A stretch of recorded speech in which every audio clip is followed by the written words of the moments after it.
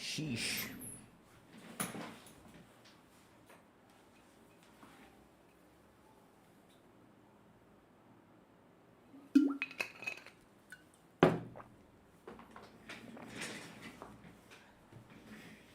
All right, all right, all right.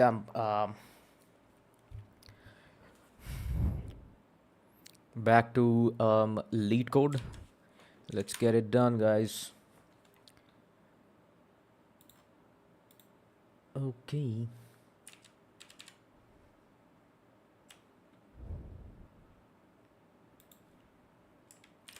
Okay, I need to watch something motivational today, so not really feeling uh, lead code.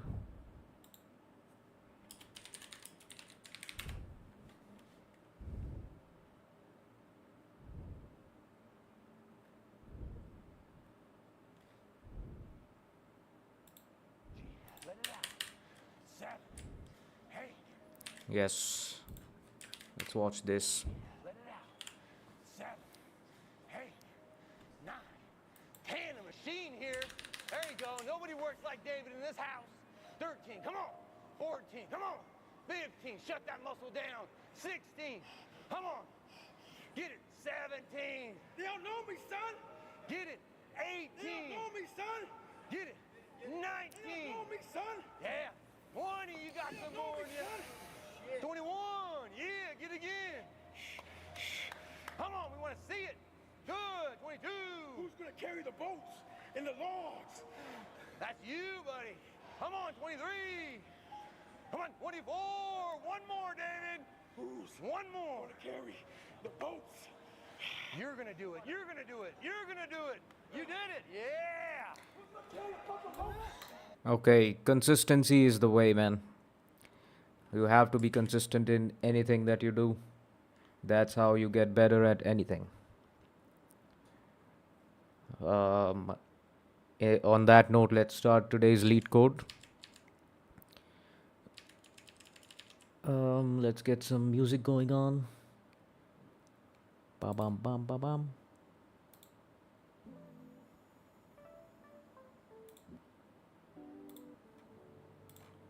Cool.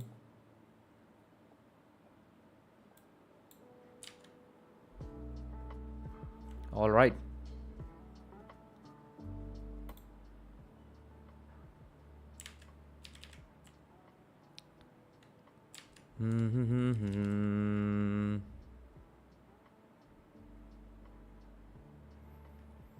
Okay, let's go. So I was on graphs yesterday. I'll continue with those.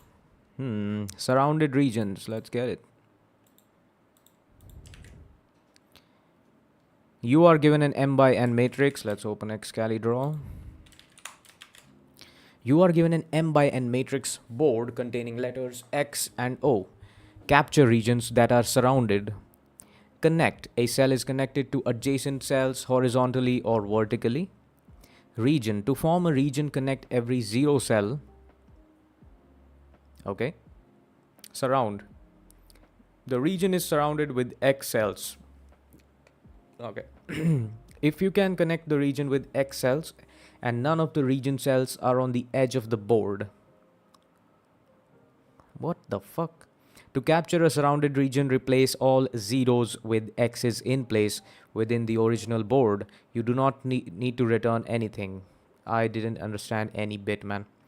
So, what?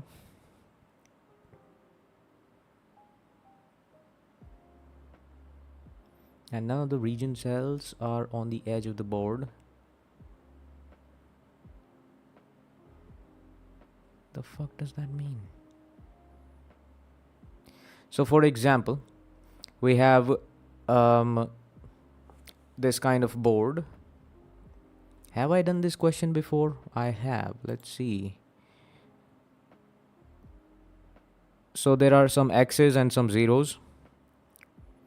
Then what is happening? In the bottom region is not captured because it is on the edge of the board and cannot be surrounded. Then why is this? I mean, what? A cell is connected to adjacent cells horizontally or vertically. To form a region, connect every 0 cell. So this is a region, right? The region is surrounded with X cells. If you can connect the region with X cells and none of the region cells are on the edge of the board. If you can connect the region with X cells, what does that mean, brother? If you can connect the region with X cells, connect the region, which means so from X I can go to 0, so this becomes X, then this becomes X, then this becomes X.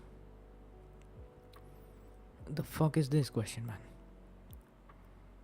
So basically I have to go to every 0 and check if any of the neighbors is X, then that becomes X. Is that the fucking thing? Is that the question? Is that the solution? I don't know.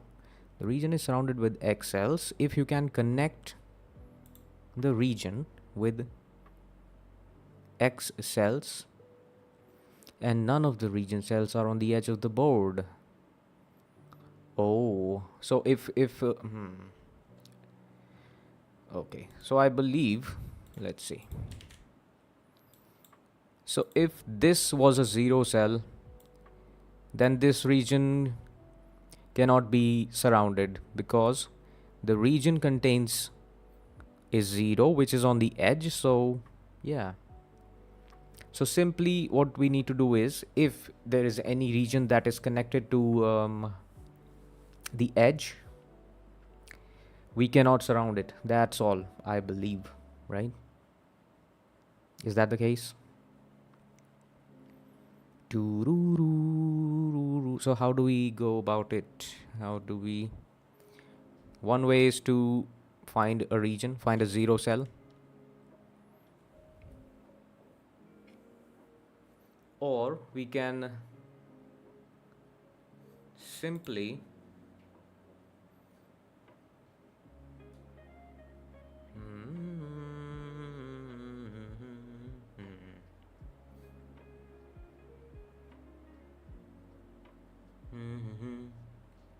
what is the MN? Okay,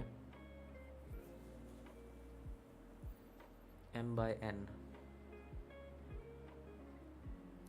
So I can do one thing here. So I can first of all go through each region which is on the edge, which is on the boundary. For example, I stumble upon this 0. So the region which is connected to this 0, I can make it, let's say, N. Right? I can basically go to every boundary cell and I can do that for every region. And whatever the remaining 0 cells are, I'll change them to X, right? And every N cell will become 0 again. That's all I need to do. So it'll be BFS on this many things, right?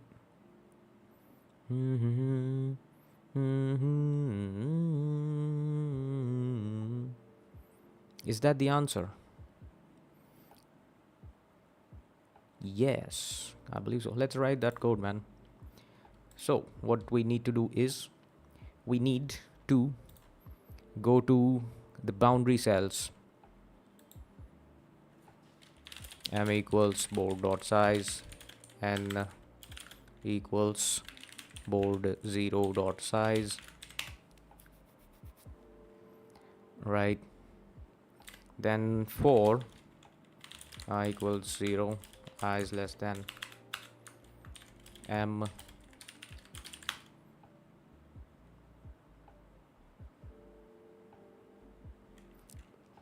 if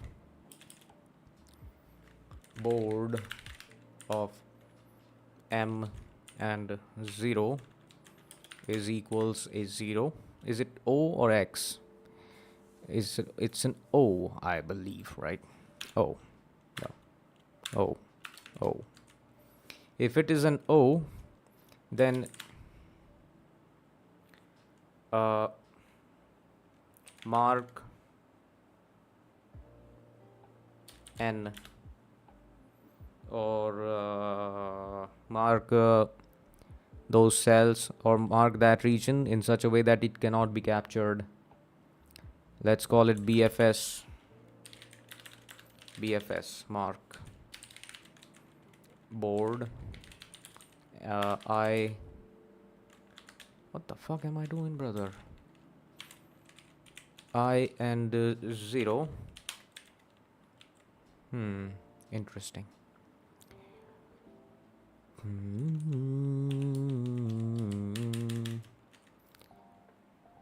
I can do one more thing here. If it is in the last column, then also do that thing. And then for int j equals 0, j is less than n, j plus plus, if board of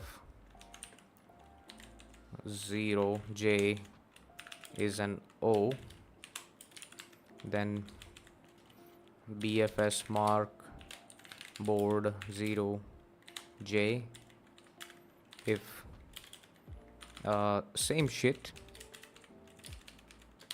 Let's just do hello Andrew, what's up, how's it going, brother? All right. So, and today I have a chat overlay on the stream. I hope it is visible. Yep. It looks nice, man. Anyway, how are you, Andrew?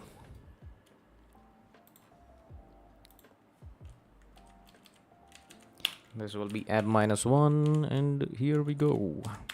m-1. All right. And then we simply do an m by n traversal. So for int I equals 0, I is less than m, I plus plus, j plus plus, and then if board of I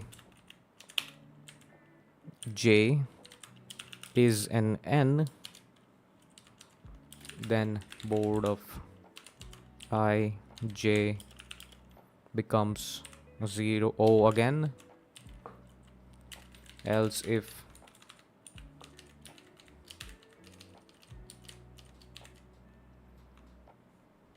do we need an else if? Yeah, else if it is O, then it becomes X. I've completed my 24 hours lead code challenge, totally solved 31 easy and medium problems. Congrats, man. That's good. That's good. Very good job, man. So did you stream or you just did like an offline 24-hour self challenge? What about you? How's it going? I'm doing pretty good, man. Doing pretty good. I had a sick workout session today. Chest, shoulders and triceps. It was banging, so doing nice.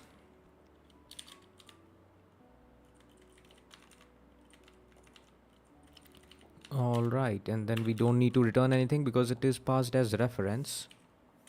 Let's write this BFS mark function. Void BFS mark.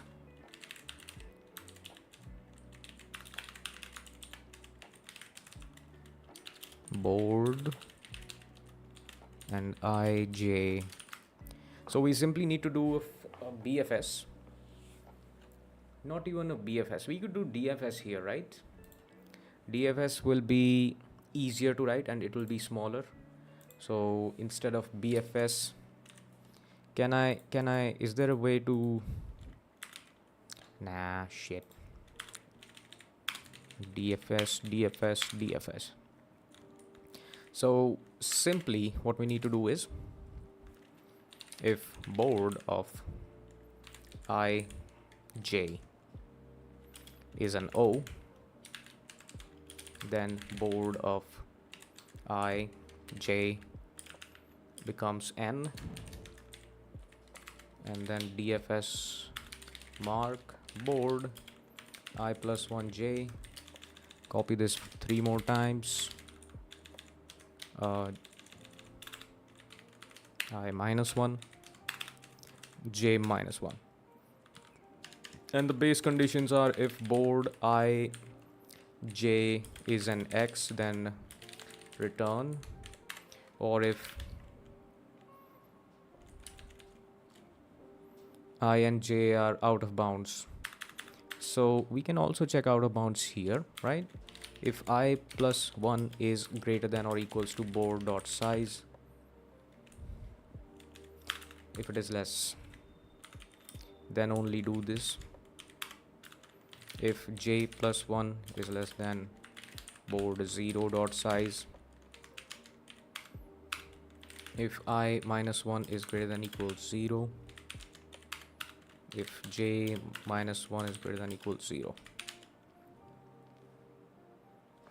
I also need to some sport. It was just offline challenge for myself. That's good.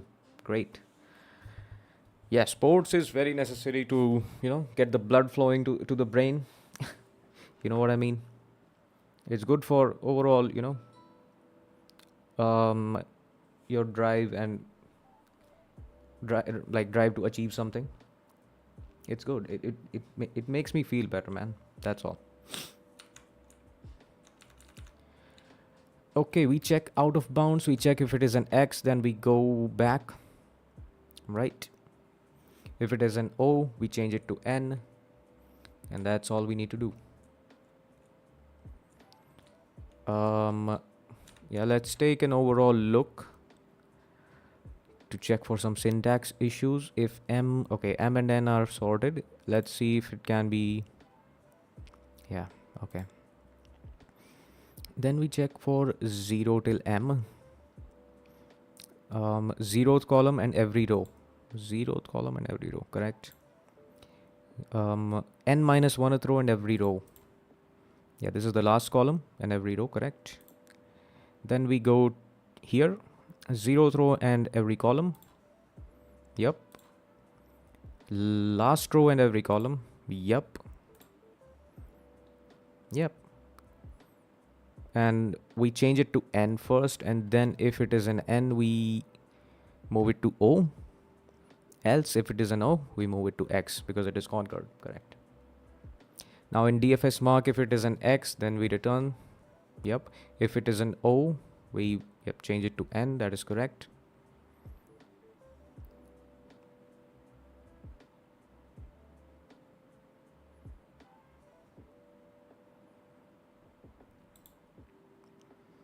What if it is an N?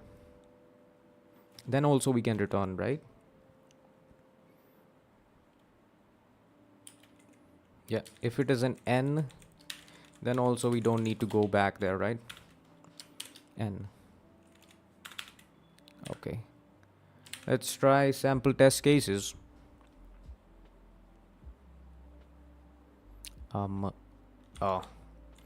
Very newbie mistake.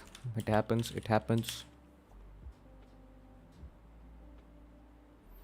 Okay, something wrong. So the middle bits didn't change to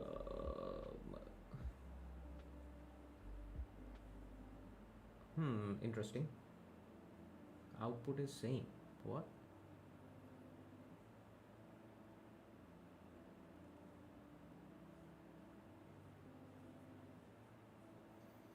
I got royalties inside my DNA. If it is an O, then it becomes X. Is it O or 0? Like, what is this? Is it 0? Is it 0? Let's see. Oh shit.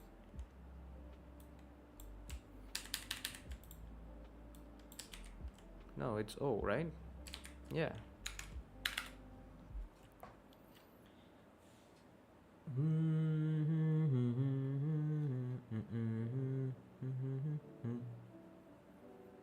If it is an O, then it becomes N.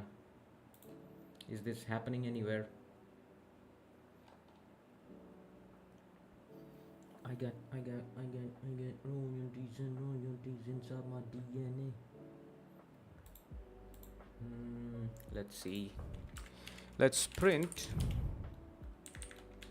changing O to N at I and J. Let's see if this is happening anywhere. Yeah, O to N in 3 1 3 1 3 1 3 1 0 1 2 3 1. Yeah, that is correct, man. Then why are these not changing? What's the big deal?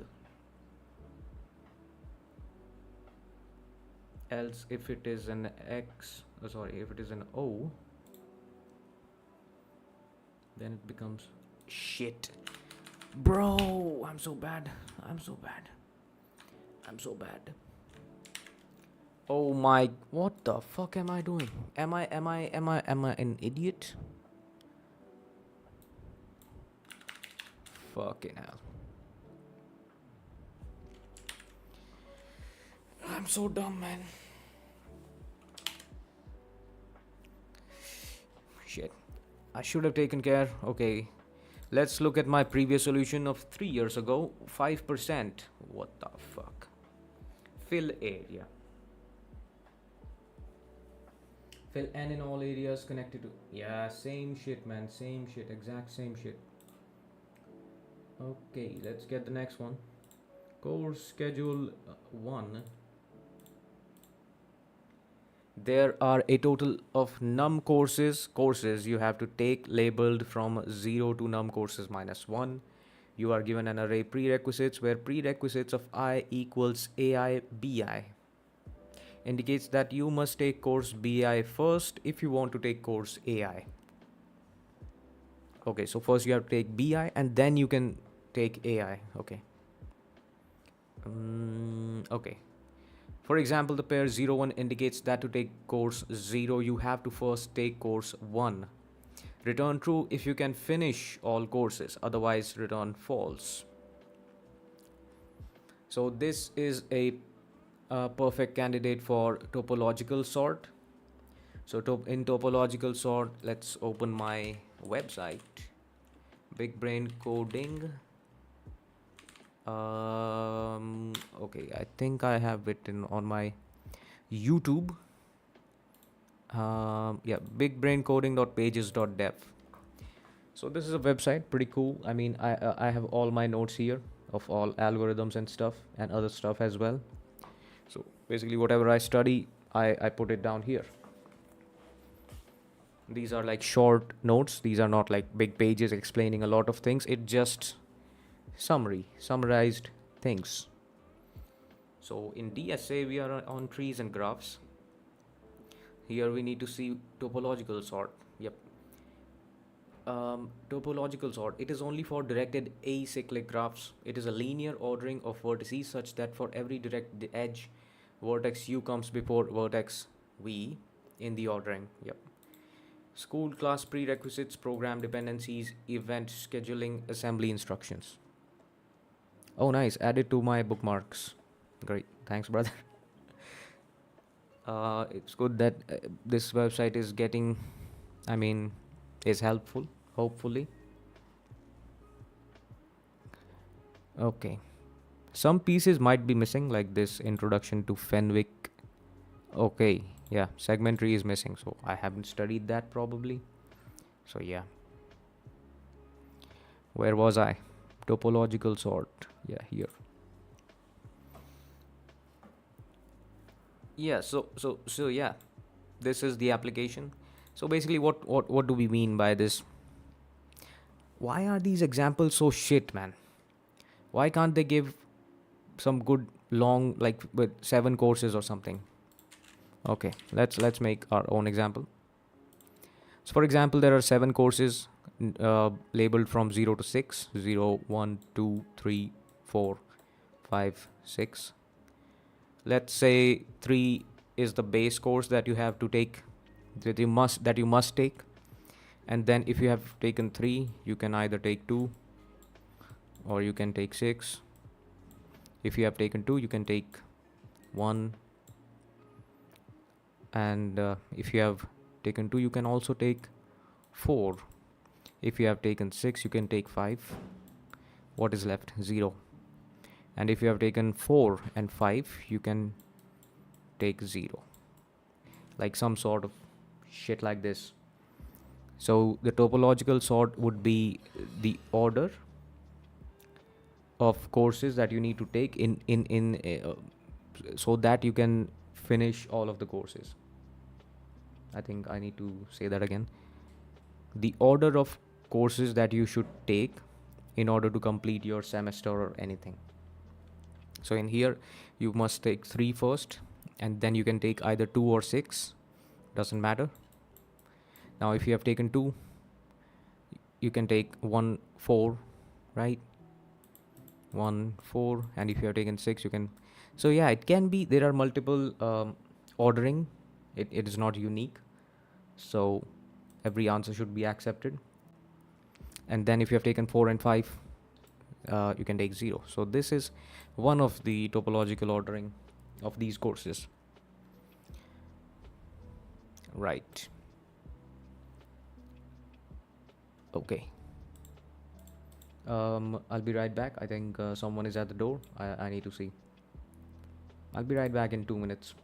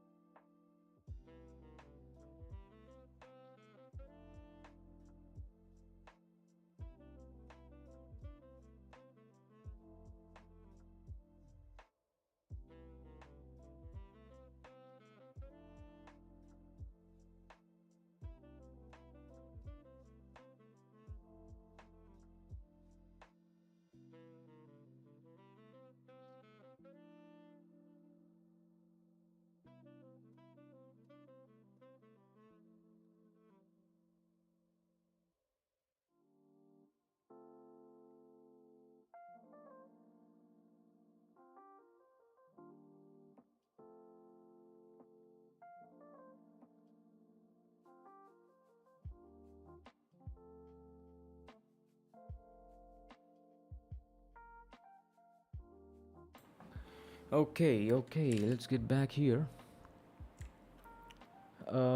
Yeah. So we could see code, but okay. So as far as I remember, the algorithm was, we have to calculate the in degree of every node. By in degree, I mean how many arrows are falling onto the node. So for example, there are no incoming arrows to 3. So in degree of 3 is 0. Similarly, in degree of 2 is 1 because there is one arrow falling to 2. And then there is one arrow falling to, what is this? 6.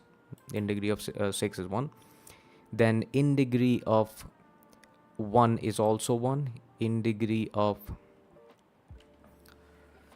4 is also 1. In degree of 5 is 1. In degree of 0 is 2. Now topological sort says Start with the node which has 0 in degree, and then remove these arrows. Basically, remove the arrows going out from 3, and basically decrease the in degree of the neighbors of 3. What do I mean by that? So we have 3, right? First of all, we have to make a graph like this using all the edges that are given here. So since BI is a prerequisite of AI, so there will be an edge from BI to AI. In this way, we can create a graph. Maybe it can be disconnected, so we have to think like that also. So we take the node which has 0 in degree. We remove or decrease the in degree of the neighbors. So when this goes out, this edge is removed, this is removed, so in degree of this will be reduced to 0, this also 0. Then we push these two to the queue, and we repeat the process again until all of it is done. And whenever we are popping out, we push it to our result vector. So let's maybe through code it'll be easier to understand. So first of all, we have to create a graph like this that I drew right here. Now, to create a graph, we simply can, okay, num courses is 2000 and prerequisites length is 5000. Okay.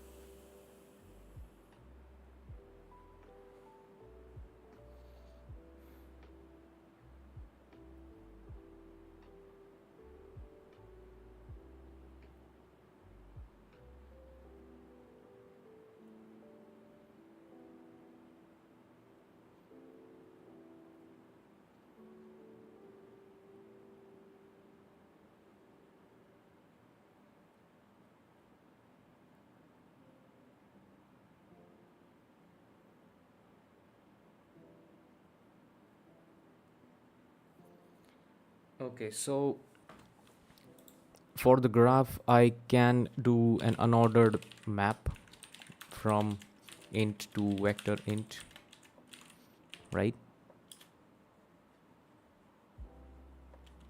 Graph. For in degree, I can also create an unordered map, right?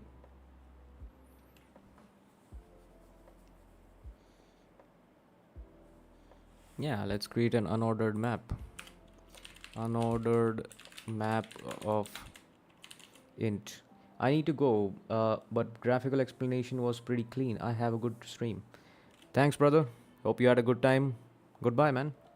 Have a good rest of the day. Okay, so unordered map of int to int from this will be in degree.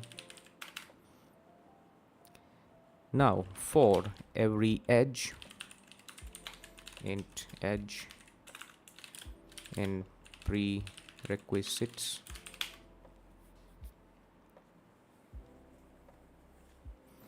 there is an edge from BI to AI. So graph of edge of 1 dot push back edge of 0 and in degree of edge 0 plus plus. And we need to iterate over an unordered map. Let's see, let's ask ChatGPT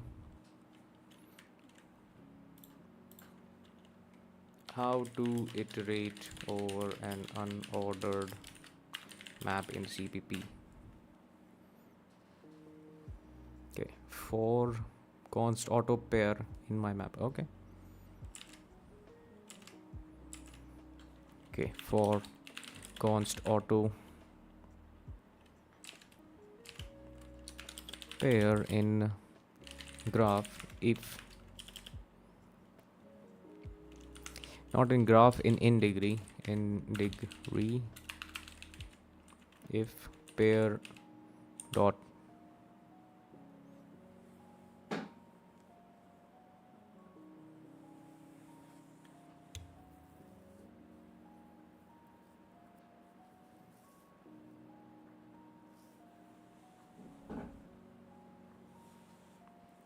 second.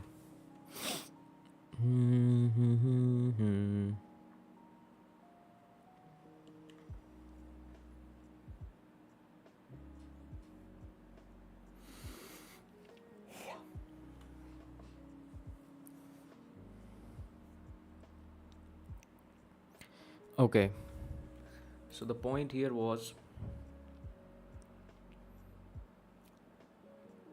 in degree, right? Okay, so I believe, do I know n? Can I know n in any case? If I know n, it'll be very easy, man. That's the thing, I don't know n, right? Like num courses. Is it given num courses? Oh shit, man. I'm so dumb. So we don't need unordered map here. We can simply do a vector of vectors. I'm so dumb. I'm so dumb.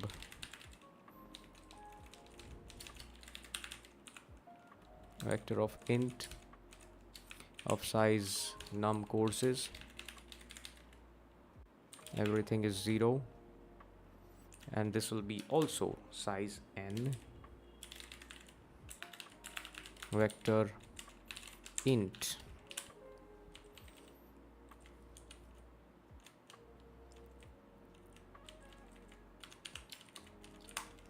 then for int I equals 0, I is less than num courses I plus plus. If in degree of I is 0, then we push it to the q dot push I, and it'll be a q of int while q is not empty. We get the current node, q dot front, q dot pop. Should I do a level order traversal? I don't think so. That's necessary, right? Let's see. Should I do a level order? I get this. I don't know, man. I don't think that's necessary. Then for every neighbor of current,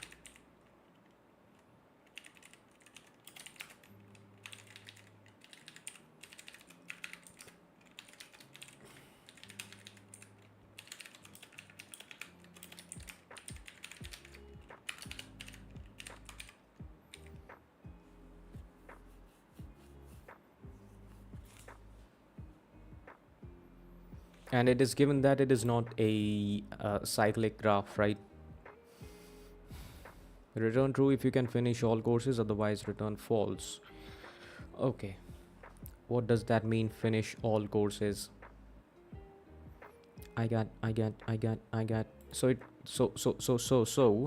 the order of the element should be equal to num courses, right? Result.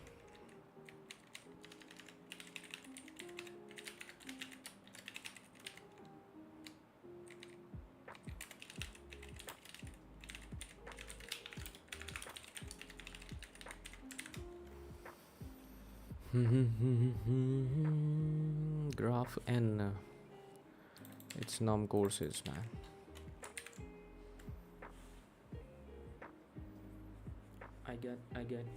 I got royalties inside my DNA. Okay, it works. All right. Not bad. What was the last time? 2 years ago almost. Pretty good, man. Bro, I was a fucking maniac in 2022 and 23. I had great consistency on lead code. In 2021, in 22, damn, bro. And in 23, Bro, 2 years I was an absolute noob in 2021. Then I just practiced.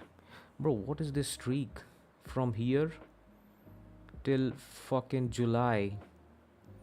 Damn, bro. That's crazy. Anyways, back to the list.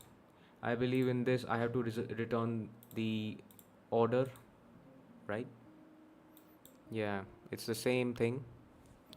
So let's just copy the same code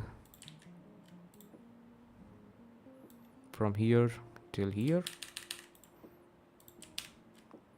and simply return size. Oh, sorry, return result. I got royalties and royalty in my DNA. Shit. Expected and empty.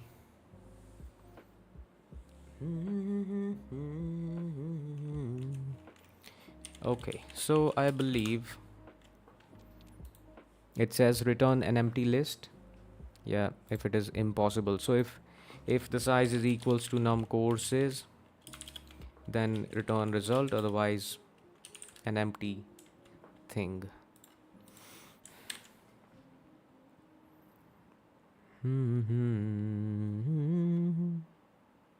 What?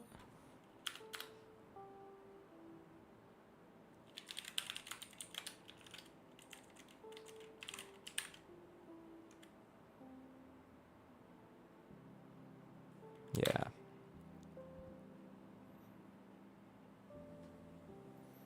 Yep. Cool. These two are pretty good. Graph valid tree.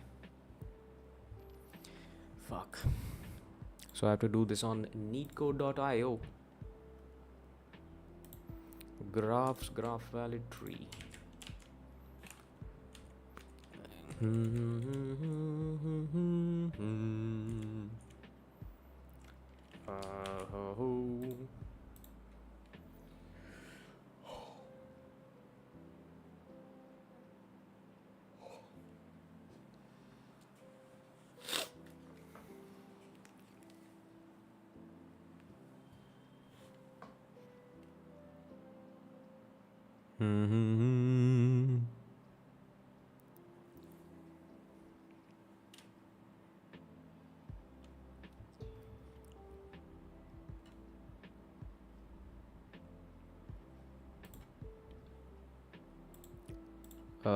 Let's wait a second.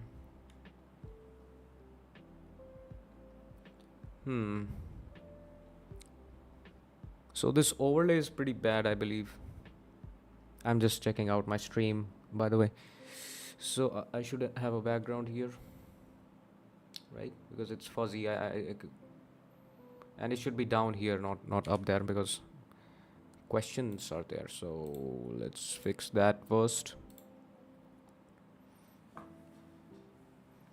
They should be right here. And let's add a background color, kind of this, and this. Select and then save.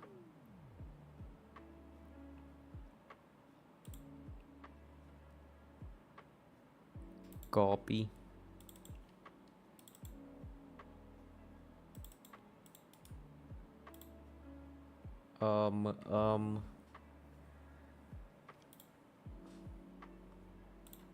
Wait a second. Why can't I? Oh, my bad.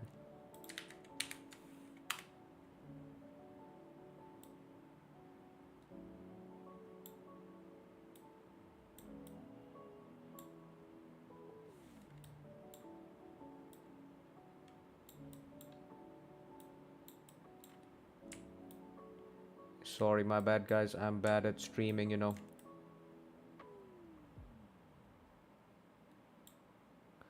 Shit, what the fuck have I done?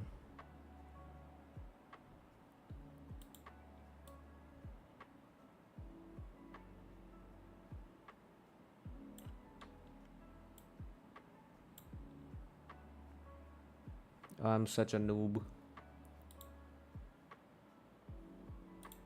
Wait a second. We go to YouTube chat and then I have this.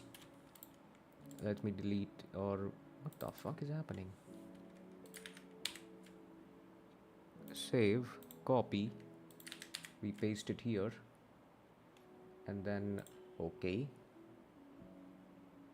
Why isn't anything happening? If I save here, okay. Oh, save here now. No. Oh, I could have just fucking moved in my OBS instead of. I'm so dumb, man.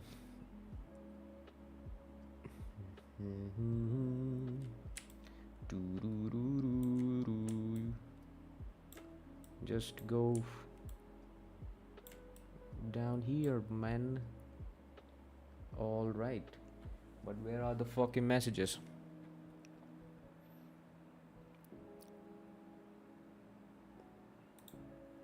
Let's just do that. Select, save.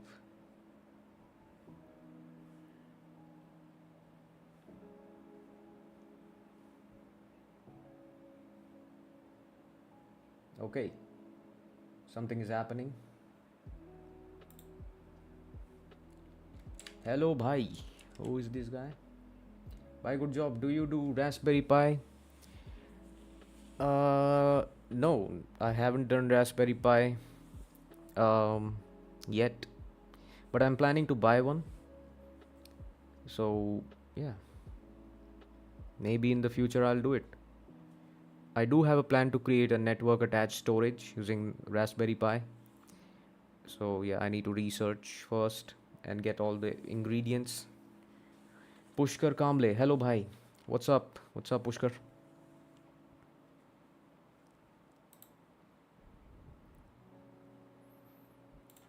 Okay, let me just check. Interesting. Okay, let's get back to work, guys. Okay.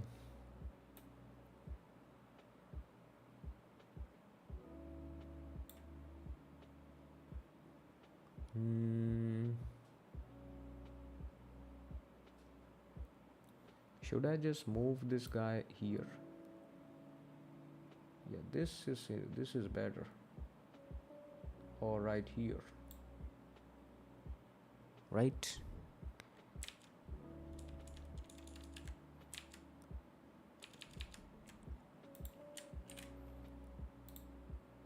YouTuber.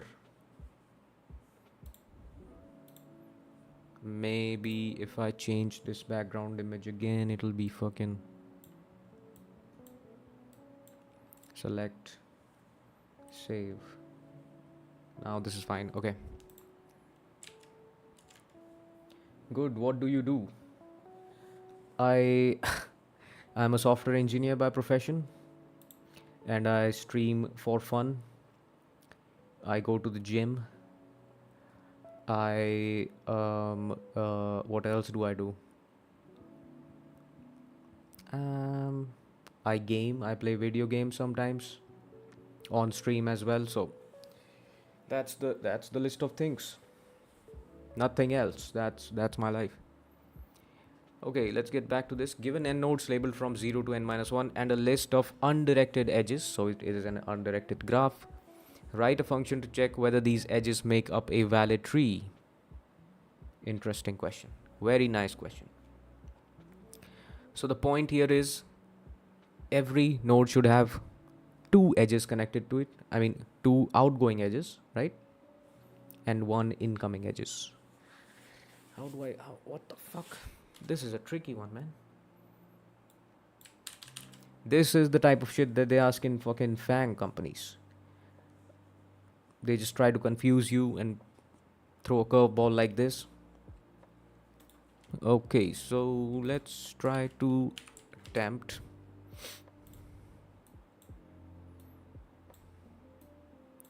What is a tree? A tree looks something like this, right? So what are some of the properties that we can derive from this diagram?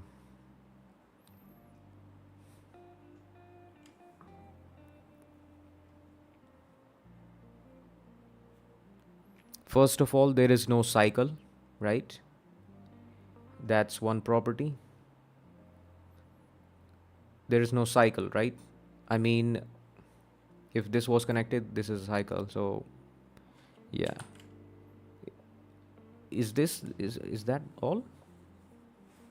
If there is no cycle, then it is a tree, right? I mean, I can flip this tree any in any fucking angle, right? So for example, I'm considering this as root right now. What if this was root? Then the tree would have looked something like um, um, there are two children of this node, right? One is just leaf, and from the other there are two more, right? From this guy here and this here.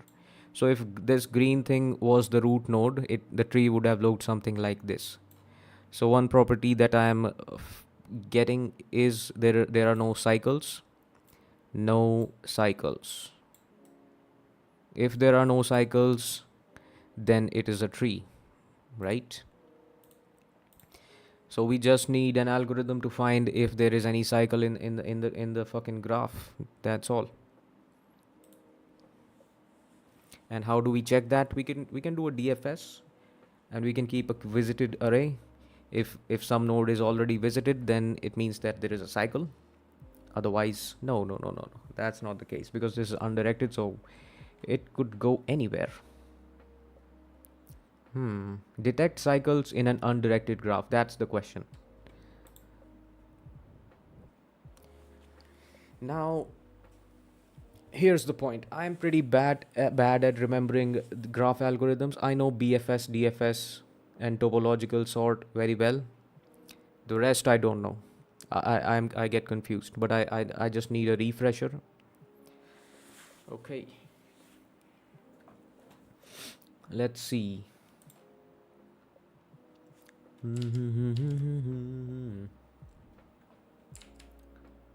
um um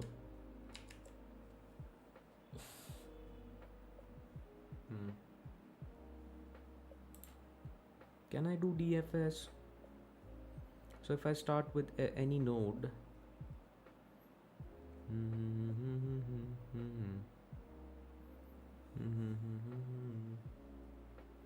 or if I do a BFS, layer by layer. But yeah, it is an undirected graph. That is the point. So it's difficult to figure out things. Let's look at our notes. If there is any algorithm in here, detect cycles.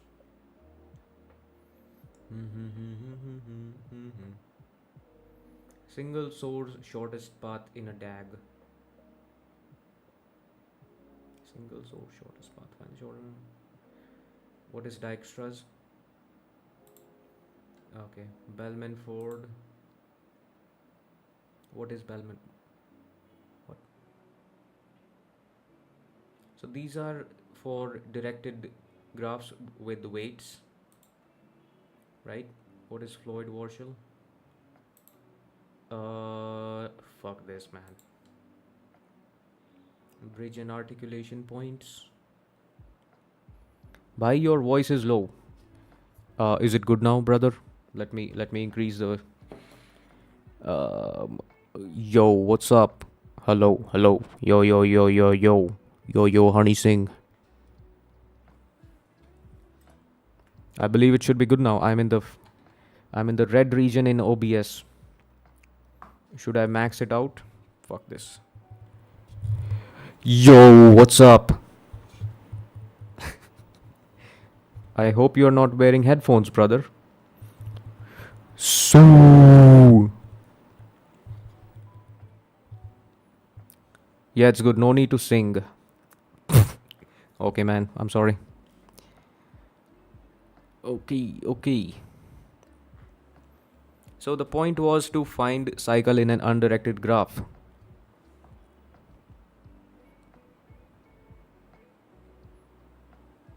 Am I overthinking this?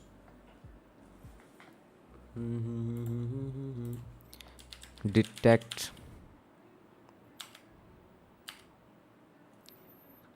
Yeah.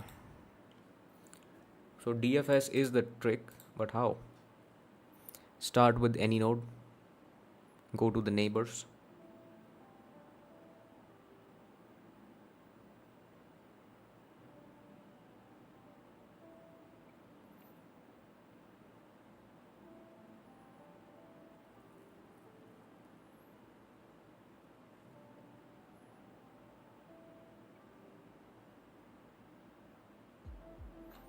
I think I need to pass the parent as well as the current node, I believe. Let's see. Vector int graph of size n for e in edges. Since this is an undirected graph, so e0 dot push back e1 and vice versa. e0 e1. So let's just start with 0 node and let's do a DFS.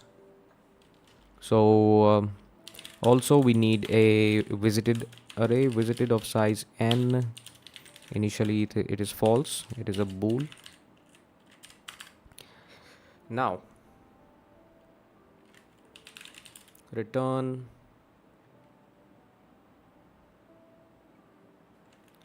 check cycles. We need to pass in graph from 0 and visited.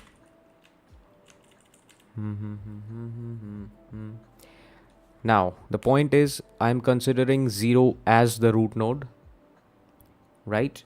So parent of 0 will be null pointer, right?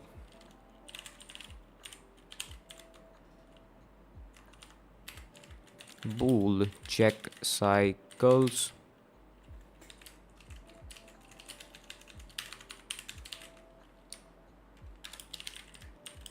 int parent. Since this is an int, I can do -1, right? Int current root. Let's call it current or root. Current makes more sense. And vector bool visited.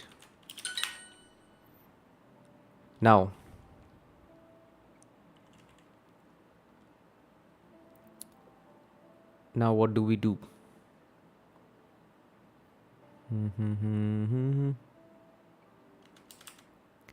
We have to go through each neighbor of current and we have to check. Go to each neighbor of current. So int neighbor of graph of current.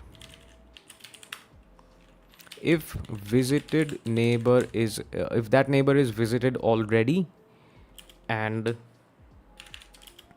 it is not parent, then return false, right? Otherwise visit that neighbor and then do check cycles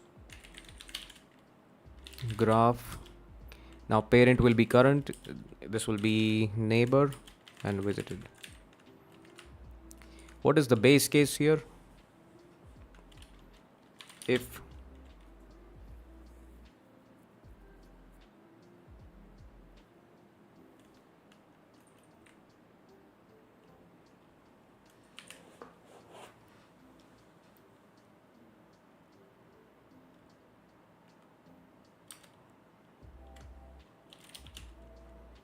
If that neighbor is already visited, then we don't need to do that again, right? If visited neighbor, then return true.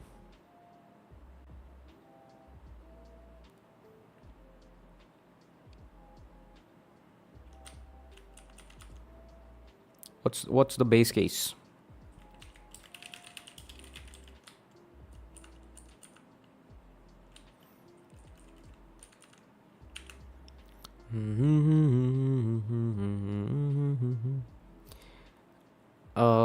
I may have done a poo-poo here.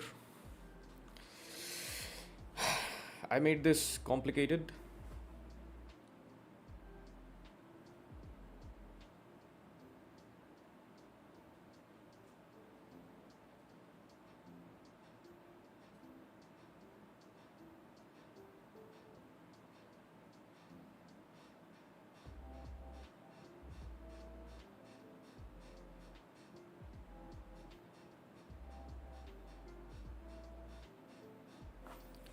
Okay.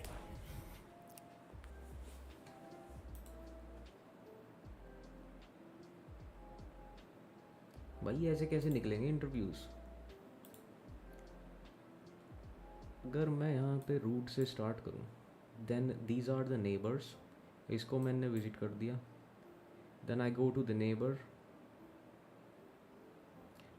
Then what do I do? I check if this neighbor is already visited. Yes, it is. And neighbor is not equals parent, so it is not visited initially. So then I'll visit it, and then I'll do a recursive call on. Now the parent will be this and neighbor visited. Then we check the neighbors of the next one.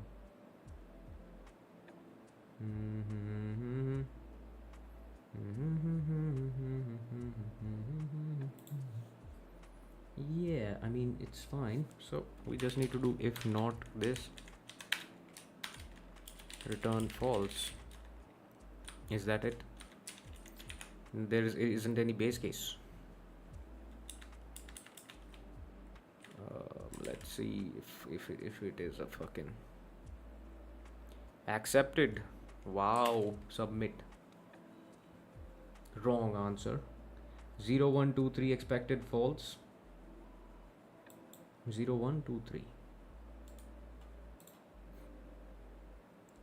Expected false. Your output is true. Why is this false? So there is an edge from 0 to 1 and then 2 to 3. Oh, it is a disconnected graph. Fucking hell, man. Your output is true, expected output false. Shit. Now I have to check disconnected components as well.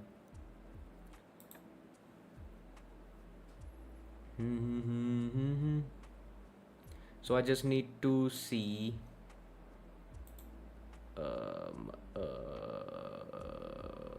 okay, if everything is not visited, return check cycles and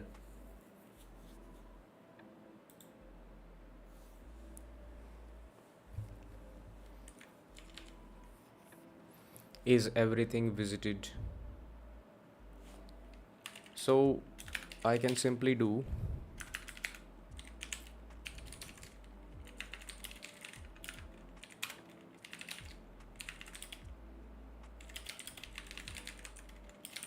if not we, then return false, otherwise return result.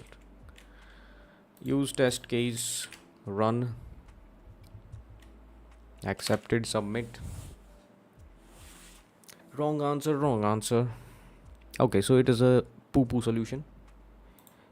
Let's get to the thing. Let's watch the GOAT, the legend, the Messi of lead coding. Today let's solve a problem graph valid tree So this is another LeetCode premium problem, so we are going to be solving it on LintCode because it's free on that website, so we are going to be leveraging that. And also, this is another problem from the Blind 75 list, so this is graph valid tree, so we are going to be filling in one more problem from that Blind 75 list today.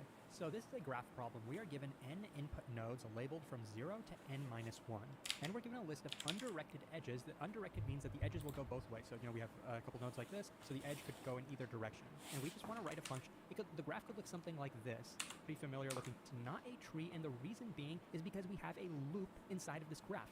Yep. Trees are not allowed to have loops. That's just something that you just have to kind of know the definition of, because in this problem, this is not a tree because for it to be a valid tree, we can't have loops and every connected, but want to know what does to have input node. Let's say we were given a graph. Well, let's start at least a node 0 if we don't even have node 0, like if the number of nodes.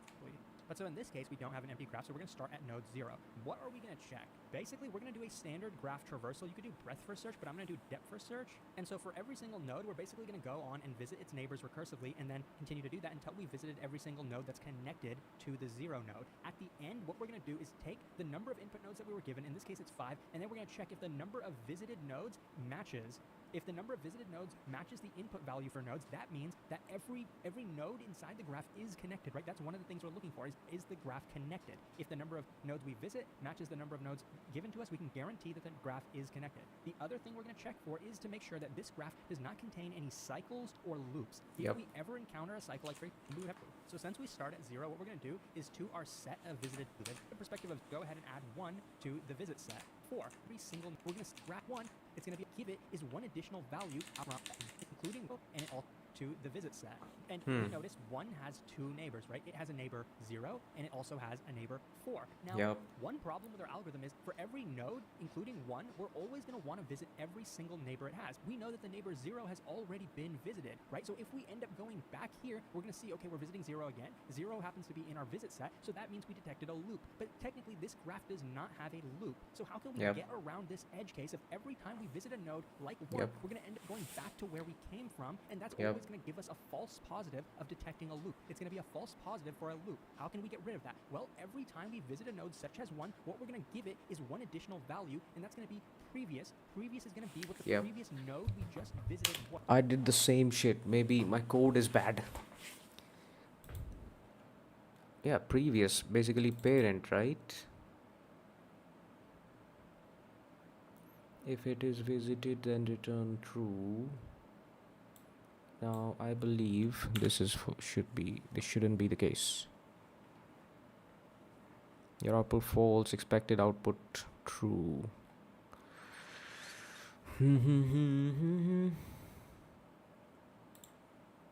Okay.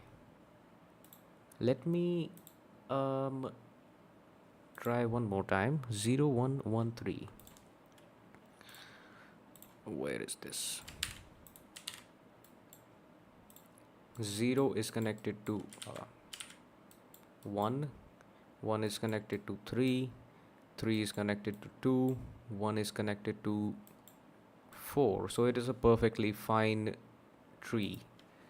But my output is false here. Why?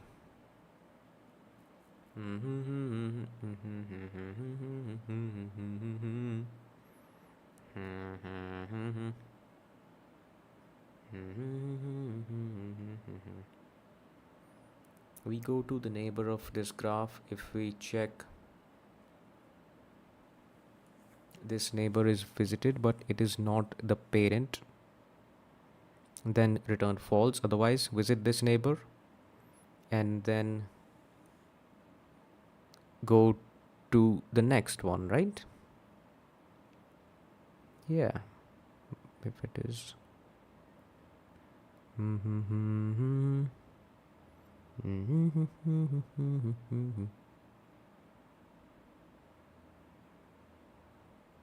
Maybe this is always returning true. Yeah, brother. No.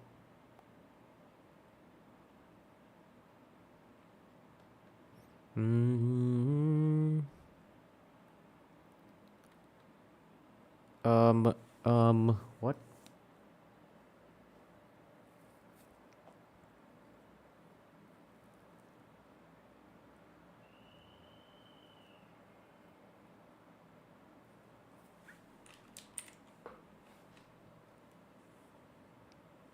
Okay, segmentation fault.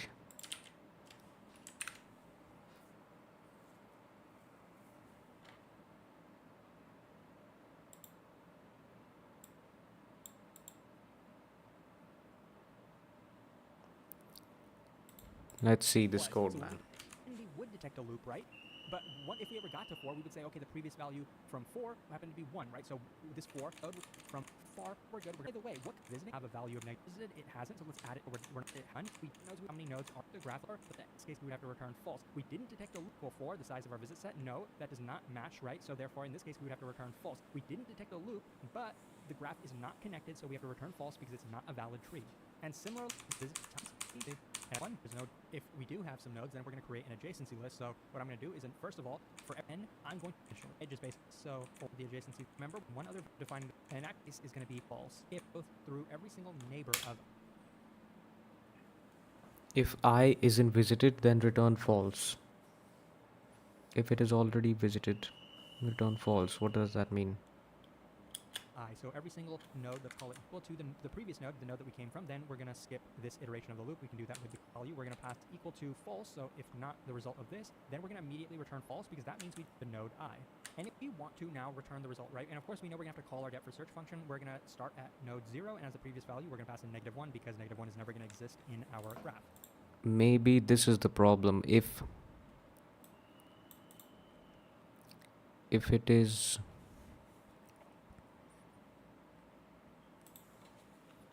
it is equal to the parent, then continue, right? What is he doing, man? For this and this. Oh, he's just skipping. If neighbor is equals parent, then continue. Otherwise, we visit that neighbor. If not, DFS this, then return false. And he's visiting outside. If it is visited already, then return false.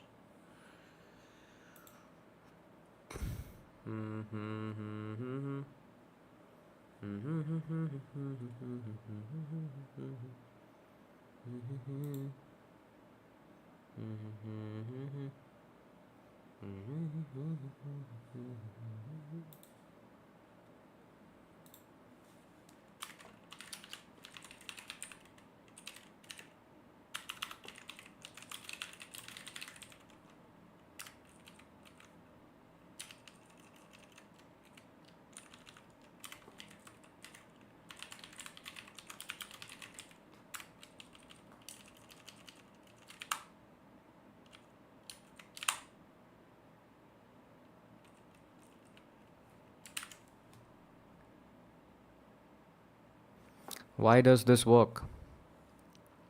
So we are checking if current is visited, then return false. Then we visit that. Then we go to the neighbor. If it is parent, then continue. Otherwise, we check for that neighbor. Then we visit that neighbor. Then we again check if it is parent, then continue. Otherwise, we go to more neighbors. Yeah. This works. Yep. This is way simpler. Let's submit. Still, interesting. If it is not visited, then return false. Otherwise, return result.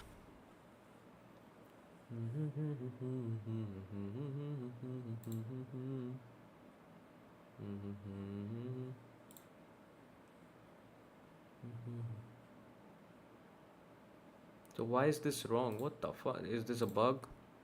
I see all of the test cases being successful, so. Okay, good. Great question, by the way. Number of connected components in an undirected graph. That is easy. This is also a fucking subscription, man. What the fuck? This should be easy, man. This should be way easier. We just have to do DFS and that's all.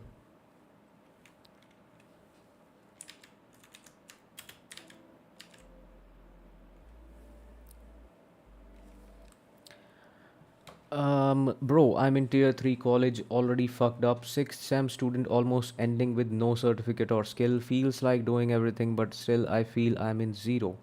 Can you please suggest me motivation? Apra Mea PC. New subscriber, by the way. Thank you for subscribing, first of all. Motivation. That is a good question, man. Please suggest me motivation.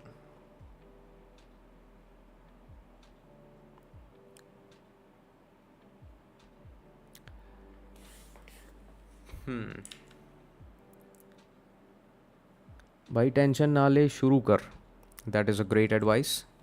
But he's asking for motivation. So first is, you are very young. You are still in college. You have your whole life ahead of you.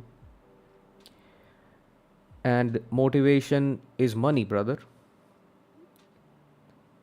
I believe you are an Indian student, so it's all about rupees, brother.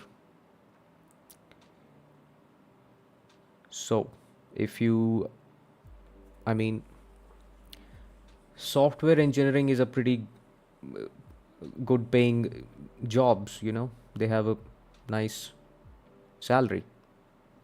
So that can be a motivation. Dream is get a job. So, okay. So you just want to get placed.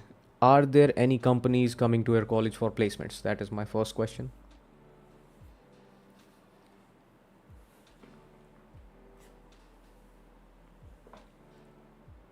I'm coding beginner, give me suggestions. Just do coding, brother.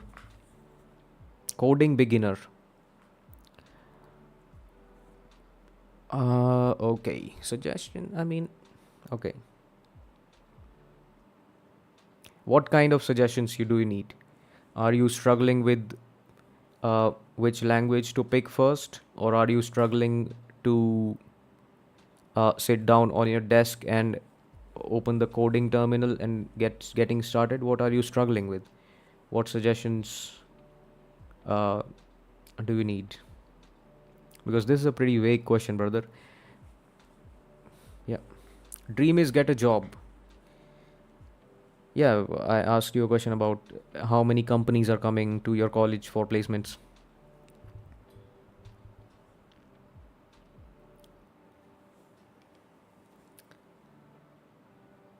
A short roadmap, what to do. Also, my branch is core, so you are in comp sci. A short roadmap. What semester are you in? Anyways, regardless of semester, you should be doing data structures. So start studying data structures. Get a hold of any language. Yep, so you are in second semester, right? So just focus on learning a language, any programming language that you like or that you admire. It can be anything. Mostly are service level companies and rest of others are nothing but startup companies. I am C++ programmer, problem solving DSA. I'm struggling. I hardly solved 24 questions in lead code. Okay. Struggling. C language सीखा है, DSA कर रहा हूँ. C language में DSA is pretty hard, man. You have to write everything from scratch. So I suggest moving on to either C++ or Java. Or if you are feeling really funky, pick up Python. But I suggest C++, Java, TypeScript, or any other object-oriented language. And for Apramea PC, so service level company. So there are companies coming to your college. So that's a good sign. So if your dream is to get a job, mostly these service companies ask your course, about your course, you know. They ask operating systems, they ask database management systems, they can tell you to write SQL queries, and if they are feeling really funky, they can ask data structures. And I believe uh, before all of this shenanigans, there is an aptitude test to get to sit in those interviews, right? So you need to also study that for that aptitude test. So you can pick up any uh, aptitude quiz on any website. Just search for aptitude test practice for placement. So you see India Bix, I also studied from this website. So there are many hundreds and thousands of questions here. So yeah, practice these. If you're good with that, then revise your concepts of operating systems, database, SQL, and in parallelly work on your DSA. If you are struggling, so my technique is how I do DSA, or how I have done whatever number of questions. I have done over 700 questions on lead code. So my strategy is, when I was a beginner, I also used to struggle with even in easy questions. So then I started doing a thing here. So I see a question, I read it, I try to understand the solution, or I try to come up with a solution for about 15 minutes, right? Then, if I can't come up with anything, then I look at the solution, right? Look at solution.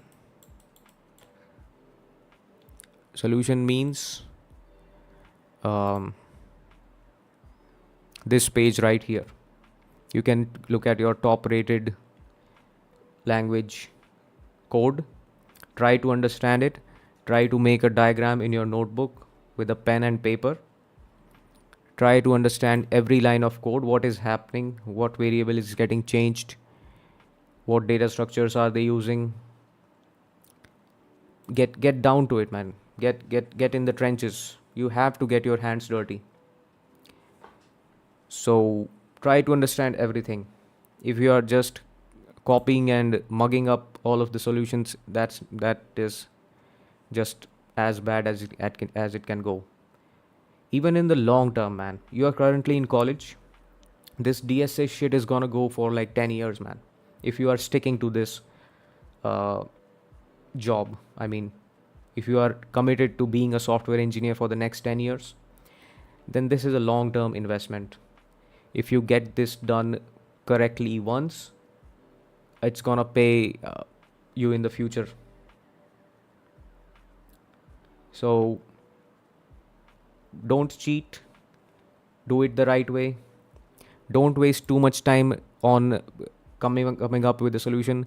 Also, one technique is, if I look at a question and I have no idea what this question is asking, I don't even know what algorithm to use, or I'm just way too confused, I look at the solution immediately. But if I am familiar with some of the concepts of this question, then I take my 15 minutes, I try to make some diagrams. If I get something, I try to write code. Then some test cases fail, I do some tweaks here and there. Then more test cases will fail. Then I give up, I look at the solution, and that's the cycle. That's all you need to do, man. DSA C++ में ही कर रहा हूँ, कभी coding नहीं किया था, तो senior ने सजेस्ट किया to start with C language. Okay, अगर आप बिल्कुल ही बिगिनर हो कोडिंग में, then C language is perfectly fine. With C language, you get to understand how code works on the hardware, how it goes to the memory, how it gets converted to assembly language, then binary and stuff like that. So C is a pretty good language for that. Memory allocation, dynamic heap, stack, stuff like that. So it's good. But DSA C++ with standard library, that is the way. Rust में कर ले भाई, एकदम easy है. Rust, yeah, I haven't tried Rust, so it might be true. I don't know. Crime Tales, आप अभी क्या कर रहे हैं? I have a job. So yeah, I have around 3 years of experience. So I am currently employed. So yeah, I was also from a tier 3 college, and I mean, in college I did DSA on Geeks for Geeks. I didn't know lead code existence. So I passed out in 2021 batch. I started when I got into my job. So I had a campus placement. Luckily, I got into it. Then I started doing lead code. Then I got very consistent in the next year. I did for 2 whole years. I did almost every day. Then I switched jobs, and then yep, that's all. Then I'm doing it again. So it's like a muscle in your brain. So you just need to practice, man. That's all. I hope that was helpful. Okay, let's get to the questions now. So here we see count components. We just need to see how many disconnected components are there. That's all, right? We know n, so we know the size of the graph.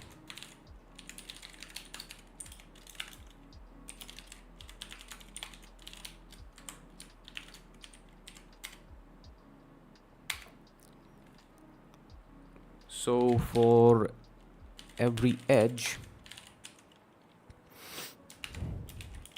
is this an undirected? Yep. So we see E0 dot pushback E1 and vice versa.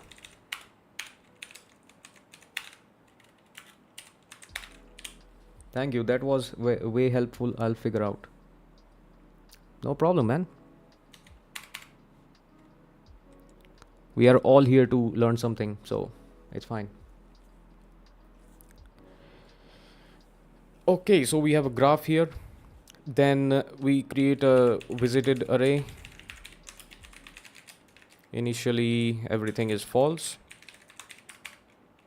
Now, for int I equals 0, I is less than n, I plus plus, int count equals 0. If not visited I, then do DFS on the graph starting with I, pass in visited, and increase count by 1. At the end, return count. And in DFS, we have a graph like this. We pass it by reference. This is the origin. We pass in the visited array.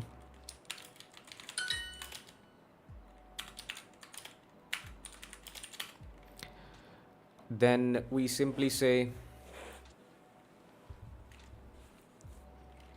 if visited root, then return. Otherwise, for every neighbor of this root,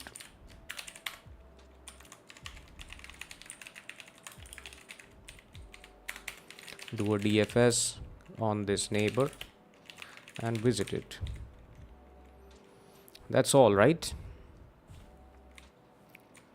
Let's see if this works. Sample test cases pass. Let's see. Yep. Okay, simple DFS and counting all of the disconnected components. That's all. And by the way, if you are looking for a list of questions to attempt, you can go to Neat Code. It is a pretty good list. A variety of questions, including easy, and then you step up to mediums. So yeah, like that. So this is like a gym routine. You can follow this list. There are many questions. 75, 150, 250, all. So yeah. I'll paste this link in the chat. Okay. Redundant connection. Let's get this done. Why are these all okay?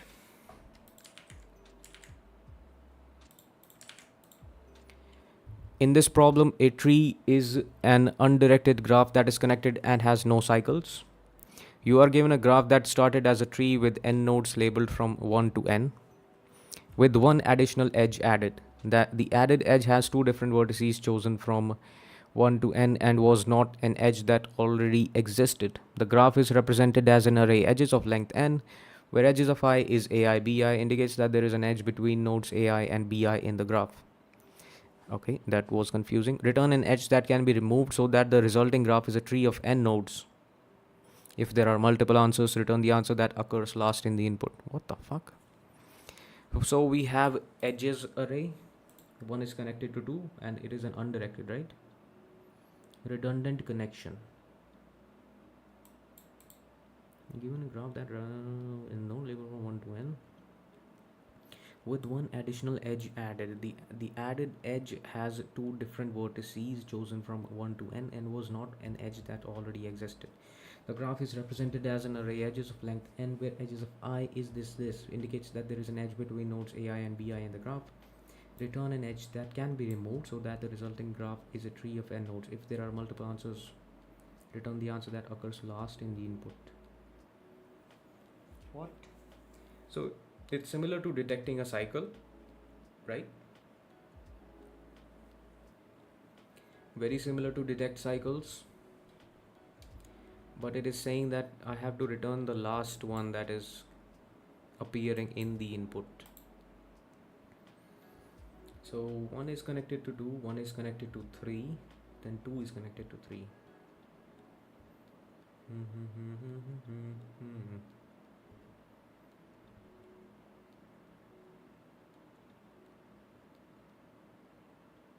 Is this a union find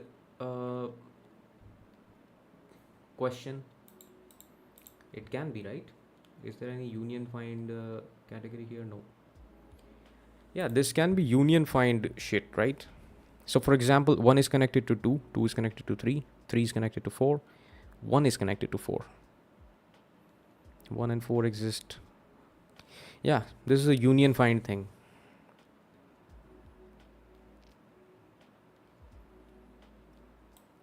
Yeah. So union find is a data structure. Hopefully I have some notes on that. Or do I? Search union. Nope, I don't. So let's Google search union find.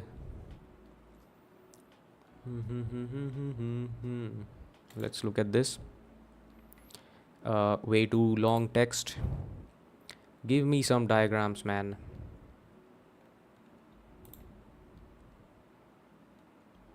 Okay, just a list of questions. I hate this Geeks for Geeks, man. Let's look at this. In this article, we will discuss the disjoint set data structure, which is very... So basically, the point is, when some things are connected, we keep them under one umbrella. And when some things are disconnected, we keep them in a separate umbrella. And we assign a parent to each umbrella. So, yeah. It's an easy thing. I mean, okay.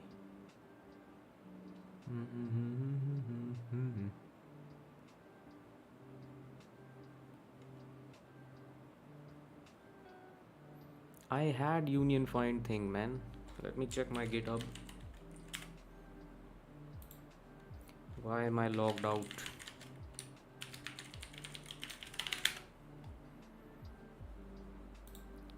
Go to repositories. DSA. Here.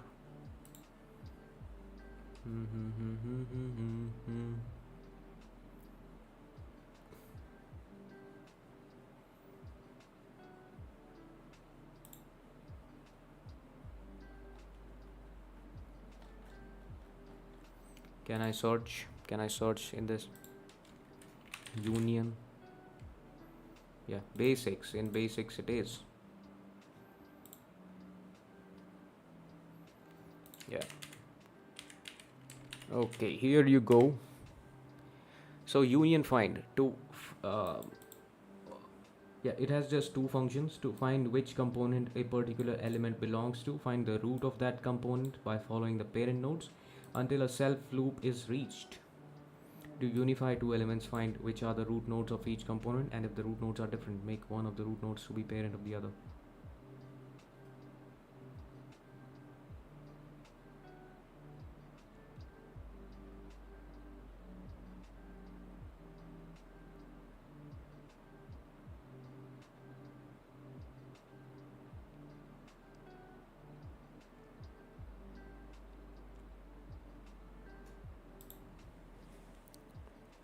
Okay.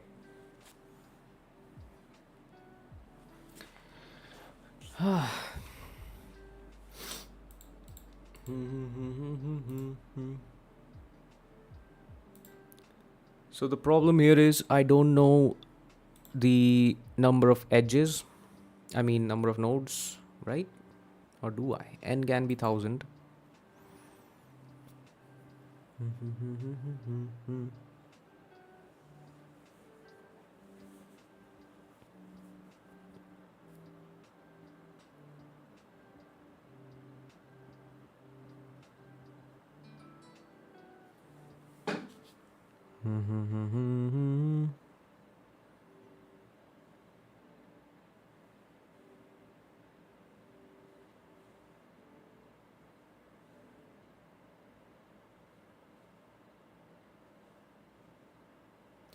Okay, let's get started, man. Okay.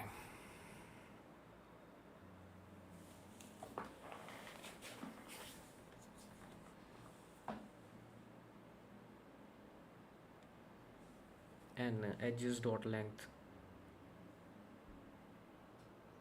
1 to n. The added edge has two different. Okay, they're not giving n, right? Or is it equals to? Oh, n is equals edges dot length. So that's great. Int n equals edges dot size, right? But since the nodes start with 1 and not 0, so we need n plus 1 in our union find, right? So the point here is to write this class union find. This should be on your tips, man.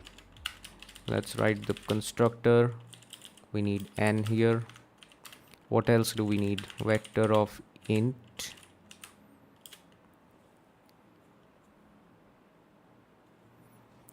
root.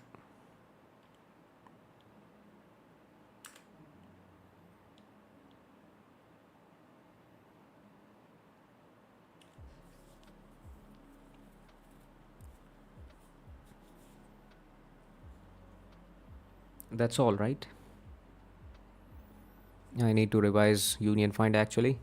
So in this class we need the size, the number of elements, and a vector to denote the size of that component, and id, basically the parent, and number of components. Okay, resize dot resize is the function. Then we assign to itself in find and unify. Okay, find and unify, these are two important functions here. So let's call this parent. Do I need size? Yeah, let's do comp size int size. What else was there? Number of components, do I need that? I don't think so.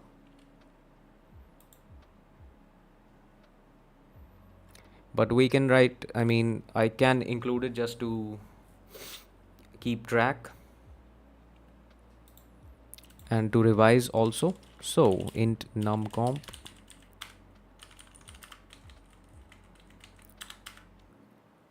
this size is equals n, then comp size dot resize n, or this size. Similarly, parent dot resize this size, and for int I equals 0, I is less than n, I plus plus, comp size of I is 1, and parent of I is equals I.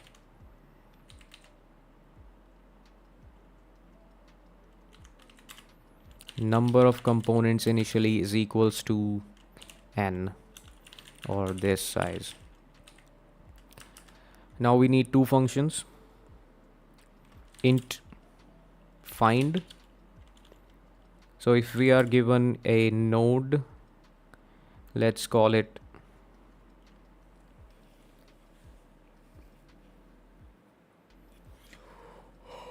what do we call it? Oh, let's call it n1. So this will return the parent. Returns parent of the node. And we need unify n1 and 2 node, while parent of node is not equals node, node equals parent of node.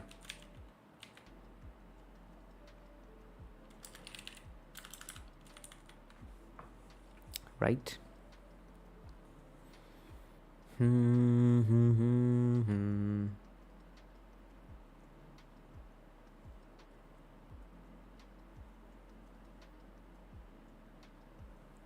And then return node. While parent of current is not equals current, then equals this. And do I need another function just to do path compression here? Let's see, let's revise. So this is a revision. I'm not actually trying to remember union find, I'm trying to revise. So in find, we have a root. While root is not equals this, then compress path. Yep. Yeah. Yeah, root makes more sense because it will at the end it will be the root, parent root, right? Now root is at the topmost position. Now we need to fucking do this shit again. While parent of current is not equals root, int next equals parent of current, parent of current equals root, current equals next, return root. So this is the find function. And then in unify, we basically need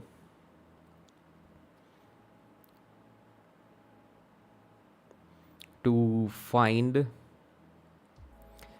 the roots of n1 and n2.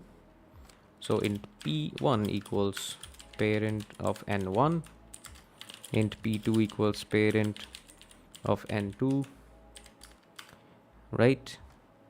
Then we check the size, comp size.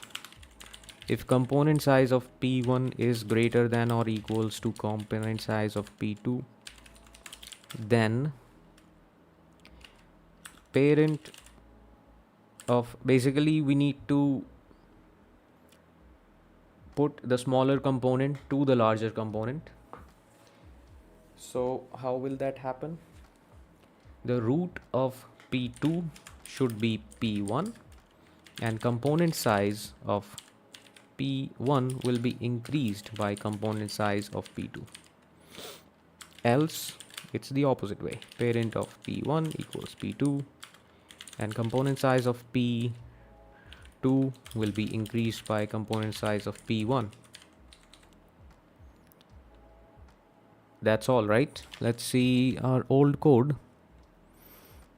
Okay, if they are the same, then return. Otherwise, do this shit. Number of components minus minus. Yep.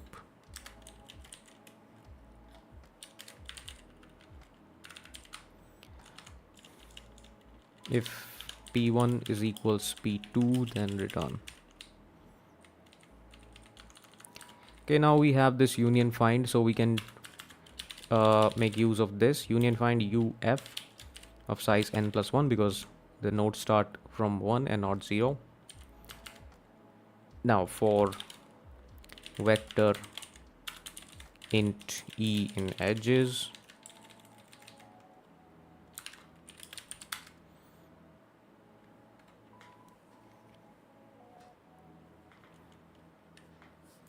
we basically need to find the root of these two.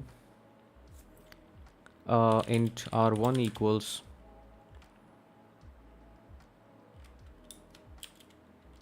uf find e0. Int r2 equals uf find e1. If r1 equals r2, then return e.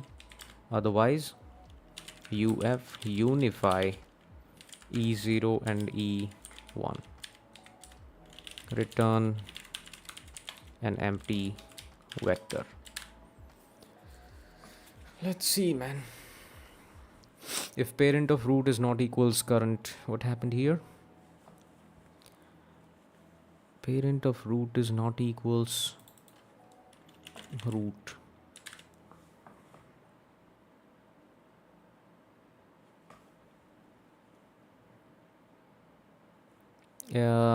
Okay, dot. Fuck, man. Silly mistakes.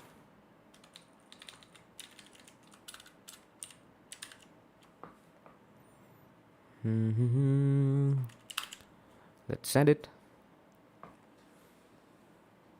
Okay, it is slow. Then what is the fucking fastest solution? Yeah, it is union find, right?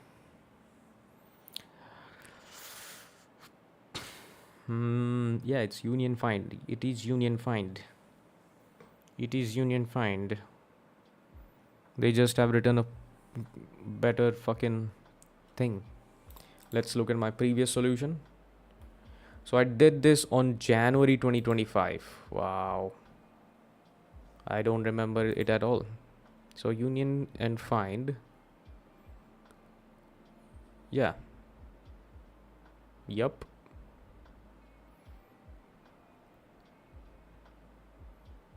Boolean union.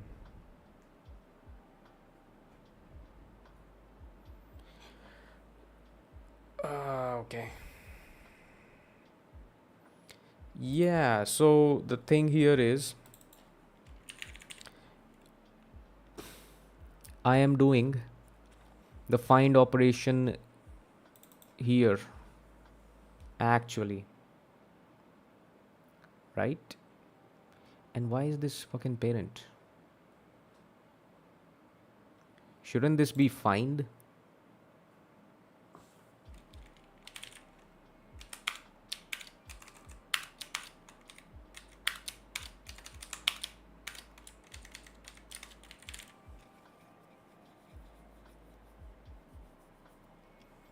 And if it is this, then false, because union didn't work because they were the same root. Then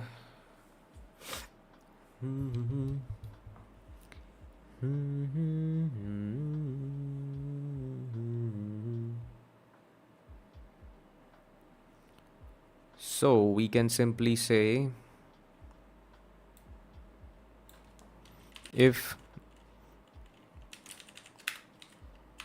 uf dot unify this, then return e. Let's see now. Okay, it is accepted. Yep, 100% bitch. All right, word ladder. One more question, then we are good to go. I need a break. I need a break.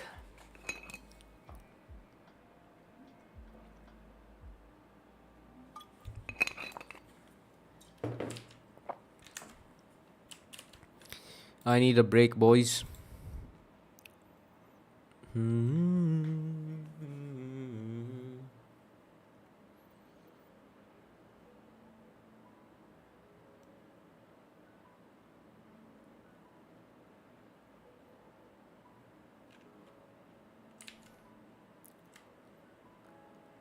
Okay, we'll get to this question in 5 minutes, so I'll just take a quick 5 minute break.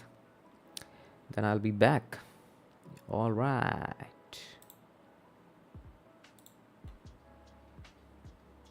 Yup.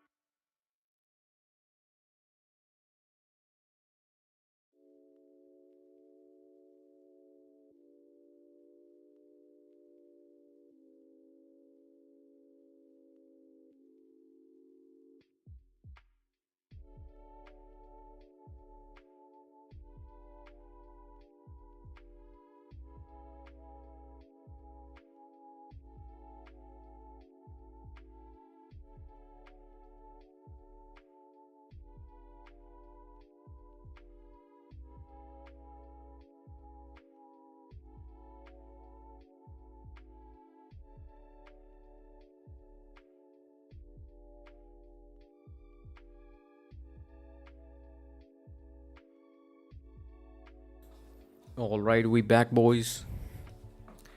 One more question and then I go to sleep. One more. Okay. I need some motivation. I need a push. I need a push just to get through this last one.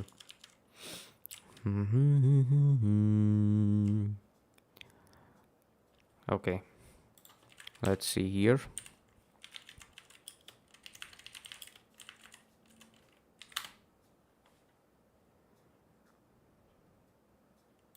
You want to think that your life is so much harder than somebody else's.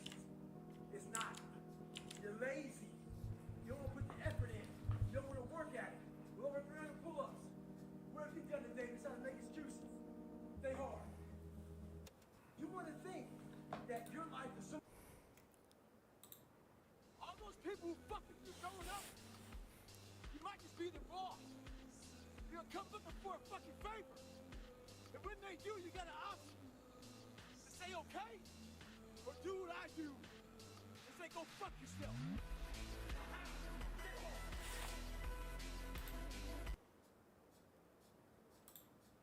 Pain is just a feeling. You don't need talent. You need discipline. Turn your feelings off when it comes down to you wanting to be better. What that means is when that alarm clock goes off, your feelings gotta go away. This is your new life. Take it or leave it. There's no happiness about it. There's no peace behind it. It sucks. It just fucking sucks.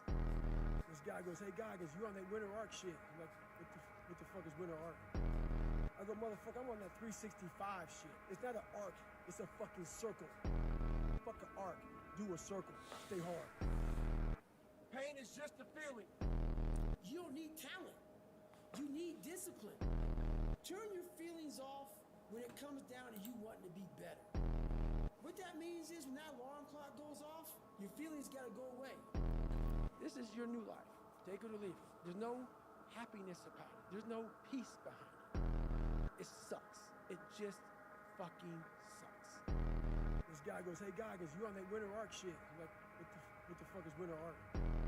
I go, motherfucker, I'm on that 365 shit. It's not an arc. It's a fucking circle. Fuck an arc. Do a circle. Stay hard. Okay.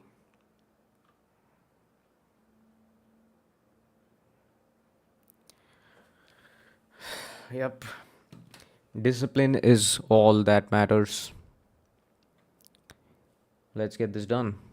A transformation sequence from word begin word to end word using a dictionary word list is a sequence of words begin word such that every adjacent pair of words differs by a single letter. Every SI for let's get this going. Okay.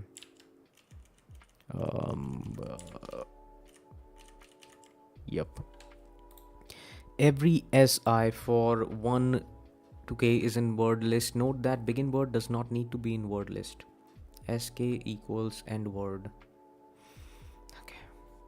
Given two words and return the number of words in the shortest transformation sequence from beginner word to end word, or 0 if no such sequence exists.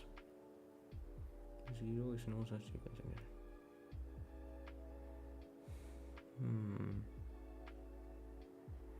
So I mean, it's kind of a graph. Yeah, I can create a graph from these words, right?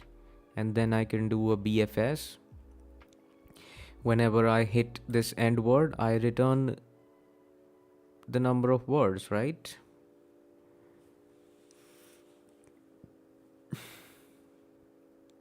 Yeah. That is the solution. But do I need to create a graph for this word list? Because this word list can be 5,000, right?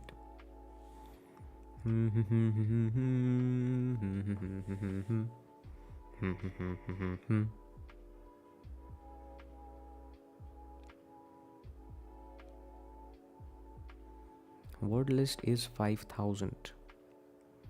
So this can be put in a hash set and I can get in order of 1 if we simplify it.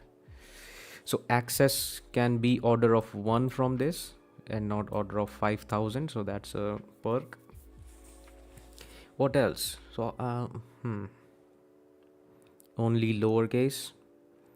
Begin word is not equals end word. All the words in word list are unique. And every word in this word list is equal to, the length of each word is equal to the begin word. And then, okay.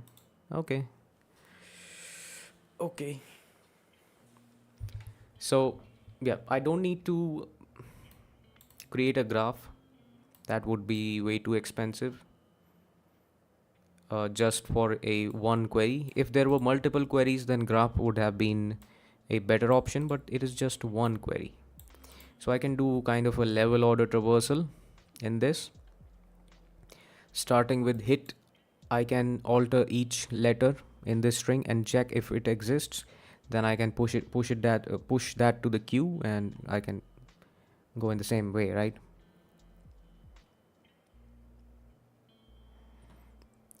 Okay, let's get this done. So first of all, we need an unordered set of string. Let's call it dictionary, and it is made from word list. I think we do it this way. Right. I'm just checking for syntax errors. Yeah, yep. Now, what we need to do is we start with begin word.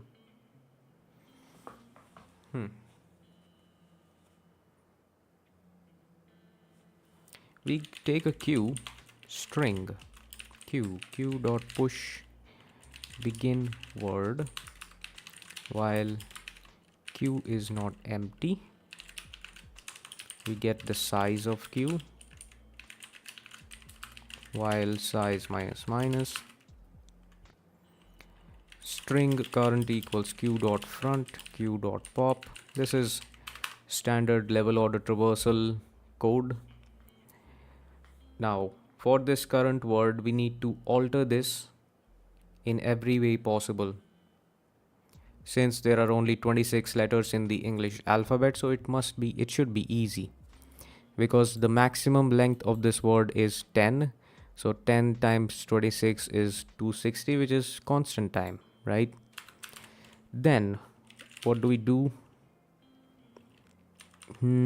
Should I do this in a char array? That would be, no, it's just string is also a char array, so I don't need to do that. I equals 0. I is less than current dot length I plus plus.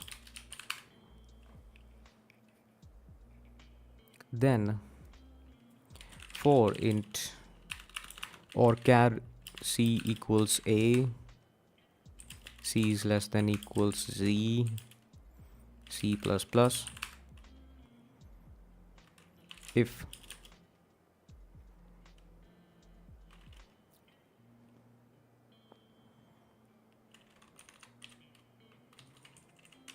current of I is equals to c, then continue. Otherwise, current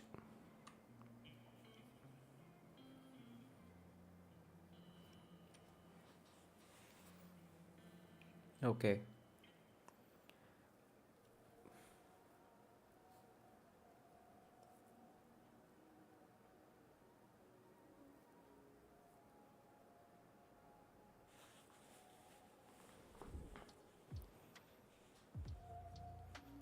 Okay, I need to get back to the original as well, right? So char original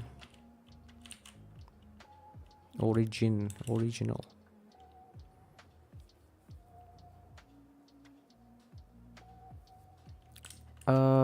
Okay, let's create this.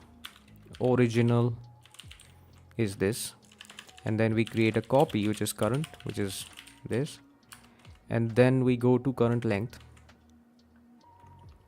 Current equals original. Then every character I try to change it, right? Current of I equals C. Now if current exists in our dictionary, if dictionary dot find current is not equals dictionary dot end, then q dot push current, right?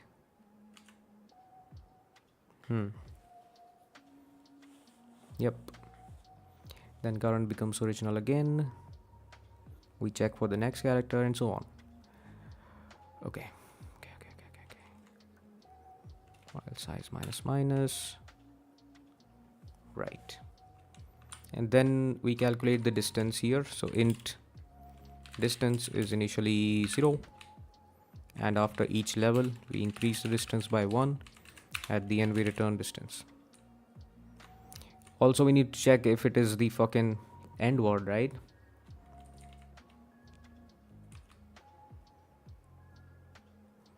Inside my DNA, end word is end word in the fucking. Okay. End word should be in the thing, right?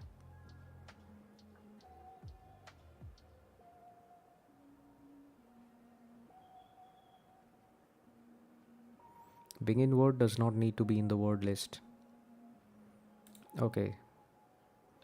So I can probably check here if it is. And if it is not possible, then 0. Okay. So return 0 here. And I believe distance should be 1. Right?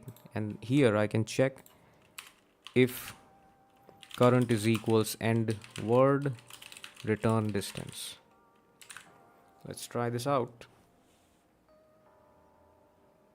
Wrong answer. Okay. Off by 1, output 4, expected 0.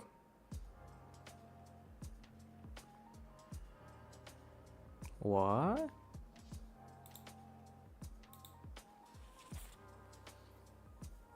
I got loyalties inside my DNA.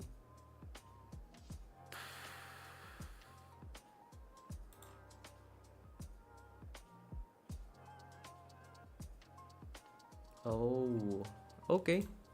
So one thing to notice here is if dictionary dot find end word is equals dictionary dot end, then it is impossible, right? But my problem is, why is it 5? I started with 1. Why is it 5? Started with hit, then I changed it to hot. 1 distance, 2 distance, 3 distance, 4 distance.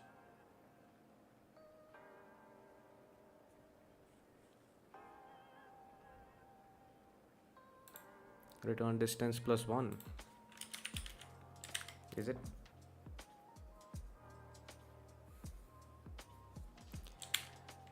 Let's see.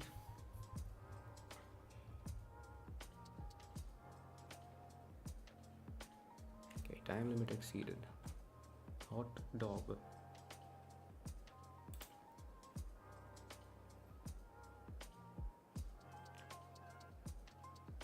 Okay.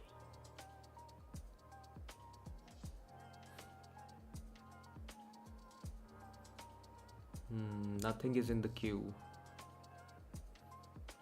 Yup. Then why am I not doing pop? I am, right? Q dot push begin word string original.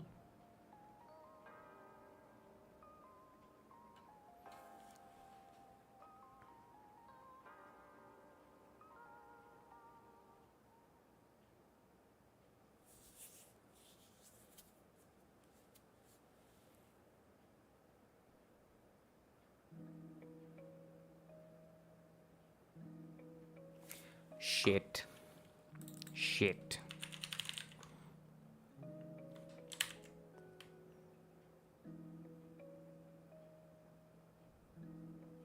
Yeah.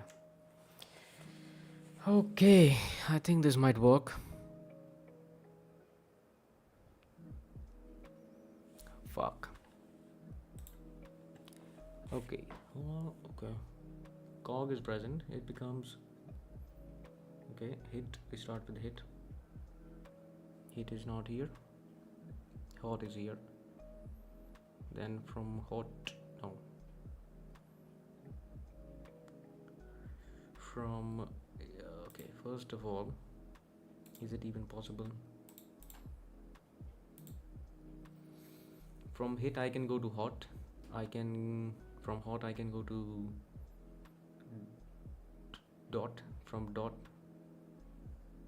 I can't go anywhere. Right. Dot, I can go to hot again. Right. So I need a visited thing, most likely. So let's take one more unordered set of string. Let's call this visited. Right. Okay. Then what do I do? Yep. Okay. Visited dot add begin word, and here visited dot add current,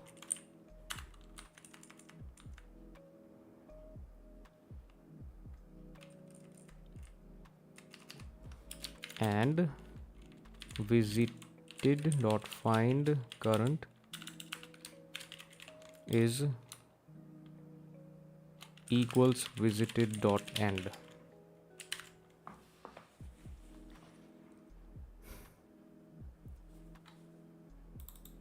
Is it insert?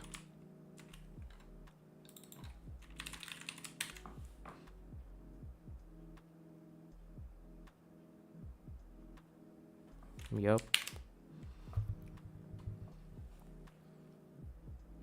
Yes. Yes. Okay, let's analyze time complexity. So it is in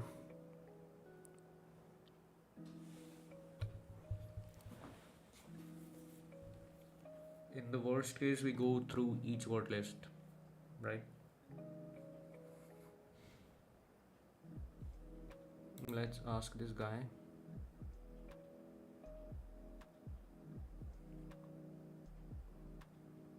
Fuck. Okay, I'm pretty bad at figuring out time complexity. So fetching this and this is order of 1. So this is order of 1. This is order of 26, which is constant. This is order of 10, which is also constant. Now this depends on the dictionary size. So order of n, where n is the number of words in this word list.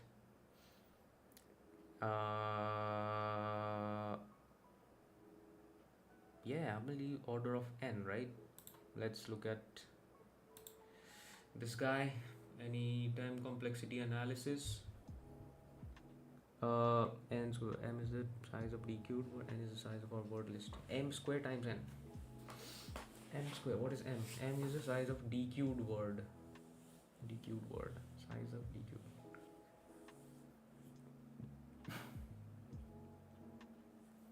Yeah. Because it is just 10, so it's kind of constant. D cubed word. Yeah. So order of n is most likely correct. Let's look at some other time complexity. Time complexity, man. Fuck off. What's the time complexity, brother?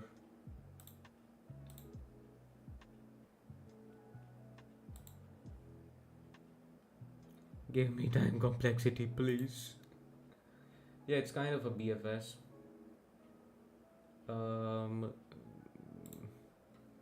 Anyone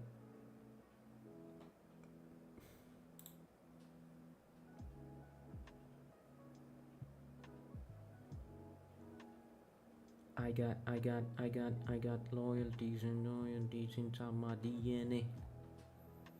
Are these most votes, man? Come on, man. What?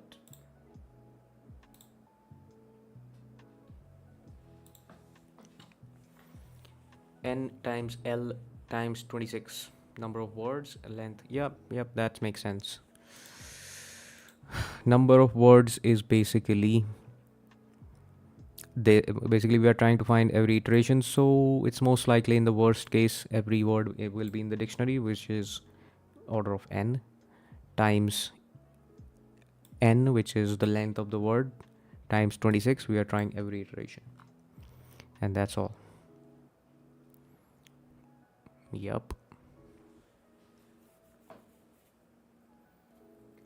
Okay, so this was a good stream. We completed graphs. I'll be back tomorrow with another category of questions. Until then, have a good rest of the day or night wherever you are. Goodbye.